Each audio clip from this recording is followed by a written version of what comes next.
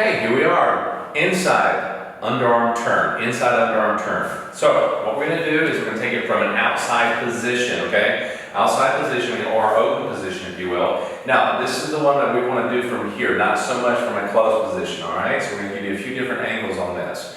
All right, ready? And triple step, rock, step, triple step, rock, step. Very cool, right? Now this is the one we said about the upside down position, like so, that you can get out of when you come from the outside underarm spin or a turn. You come right here, okay? And then you'll do this pass and it'll get right back where you need to be. Cool? All right, so from this angle, and triple step, rock, step, triple step, rock, step. Very nice, okay. So we're going to do this again. I'm going to show you. I'm going to take this hand, put it upside down, and we're going to do it from here. Ready? And triple, rock, step, triple, rock, step. See what I told you? Yep. Easy peasy. Okay, here we go. We're going to do it from this angle.